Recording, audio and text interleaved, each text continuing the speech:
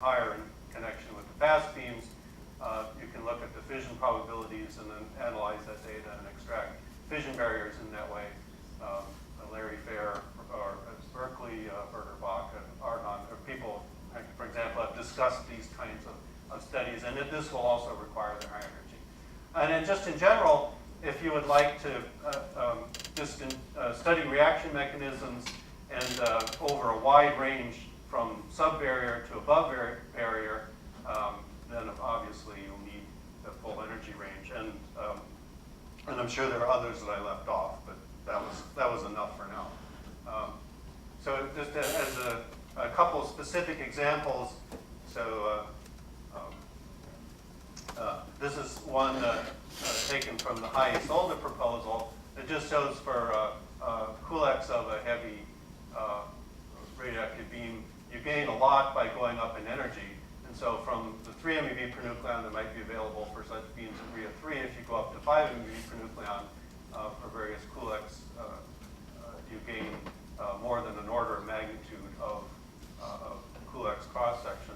And that's anyway, obviously a very important thing when we're working with these weak beams. So the higher energy for Coolx is going to be a big advantage. Now something actually would be kind of interesting I don't know the answer to, and maybe our Coolx experts could answer this. How really does this depend on energy, and what in fact would be the optimum energy for studying various things? I don't know the answer to that, but maybe that's a question to be answered. So anyway, thanks to Rainer Kruken for pointing out this in their proposal.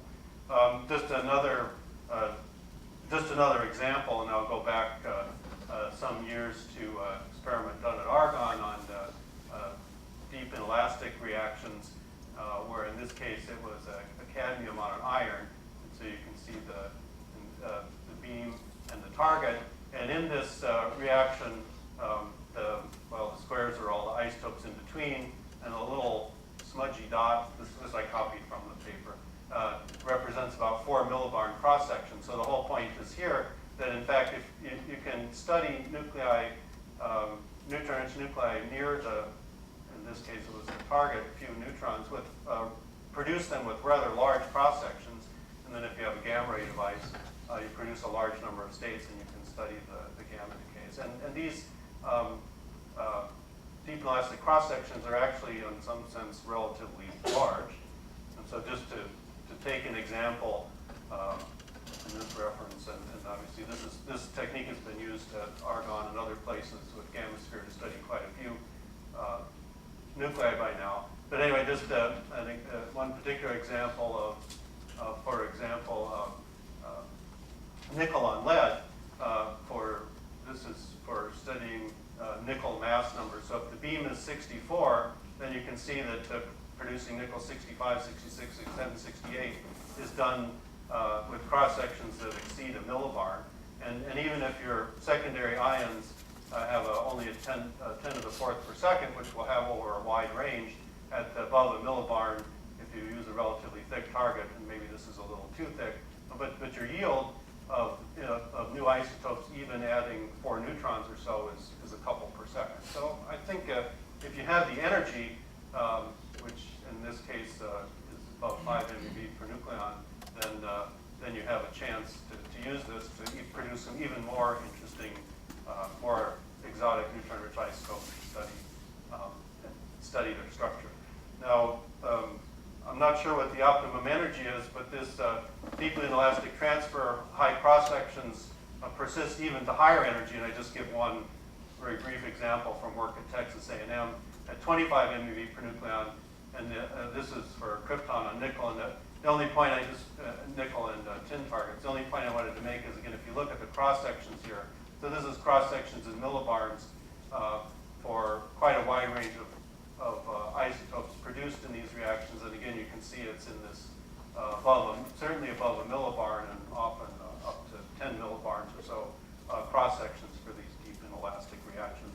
And so anyway, these high cross-sections persist even to higher energy, and so of course at higher energy, 20 MeV per nucleon at the top end of ReA12, you can use thicker targets and then have even potentially higher rates.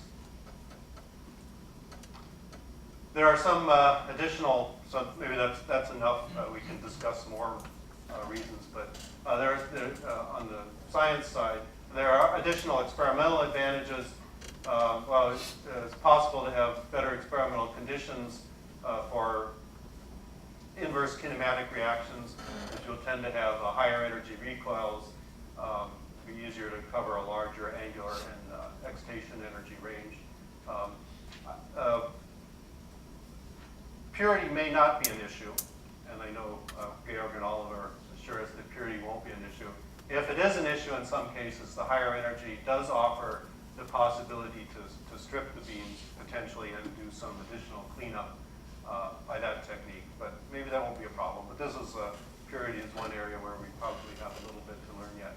I mean, there's just a practical standpoint that there's a benefit to the users in just adding that extra experimental space so that we can start to get more of the equipment on the floor and we have more places for people to mount their setup, set them up, and debug them. And so that extra space is just desirable.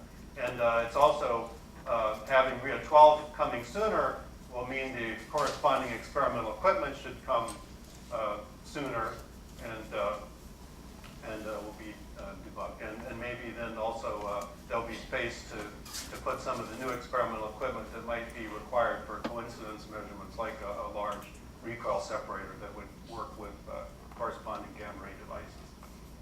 Okay. I recognize this is kind of a whirlwind, but so going from this, how do we step forward? Well, to achieve the earlier implementation, we will require strong pressure on agencies to do this as soon as possible. So it's very important that the NSCL and the effort users groups push for this. And in fact, one of the outcomes of the FRIP users meeting that occurred in May at Argonne was a strong recommendation to move forward with ReA12 as possible. And so now it's your turn, NSCL group, if you think this looks important and interesting. The other thing that's important for continuing forward is continued work by the various equipment collaborations who will plan for this program to develop the